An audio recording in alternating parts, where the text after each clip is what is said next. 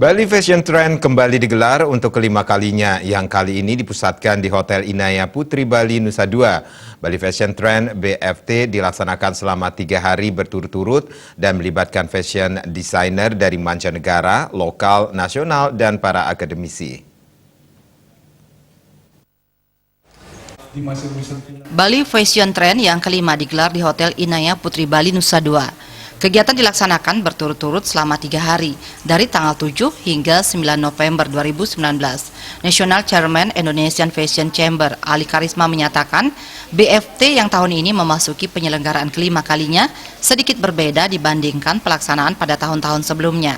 Pasalnya, kali ini terdapat beberapa desainer luar negeri yang terlibat, di antaranya dari Australia dan Hong Kong, di samping desainer lokal dan nasional. Ali Karisma juga menjelaskan BFT kali ini juga melibatkan akademisi dari beberapa sekolah desainer. Bali sebagai tujuan pariwisata dunia diharapkan memberikan dampak positif bagi produk fashion yang ada.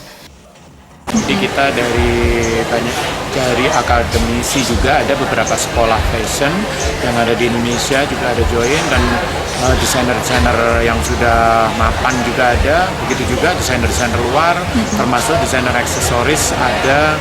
Totalnya dari luar negeri mungkin ada 12 desainer yang akan terlibat di Bali Fashion Trend ini. Nah, pada kegiatan press conference menghadirkan fashion designer dengan rancangan busananya, fashion designer Yunita Harun menyatakan dirinya sangat senang bisa mengikuti BFT yang kelima. Ia menampilkan busana casual etnik yang menggunakan material batik. Gayanya simple, modern, dan elegan, tentunya sangat nyaman dipakai dengan jenis kain chiffon dan rayon, dan desain yang digunakan yakni kontemporer. Biasanya tampil dengan brand Yunita Harun sendiri, kemudian ada swim wear, lalu baru casual netting. Nah, ini untuk casual netting ini berkonsep tropical vibe Bali.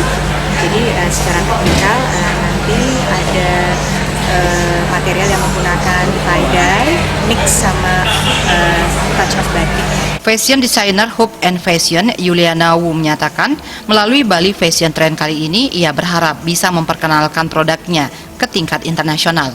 Label yang dibuat yakni berkonsep kemanusiaan. Desain yang dibuat nyaman dan dipilih dari kain yang berkualitas. Jadi harapan saya sih memang lebih bisa dikenal kalayak ramai ya. Apalagi kalau bisa dapat kesempatan sampai ke go internasional, why not gitu loh. Apalagi Bali Fashion Trend kan Bali ini lebih ke internasional juga kan gitu loh. Jadi rasanya lebih bagus juga untuk ada sekian banyak orang dengan sekian banyak style gitu. Jadi memang ini tempat yang tepat aja kalau Bali Fashion Trend.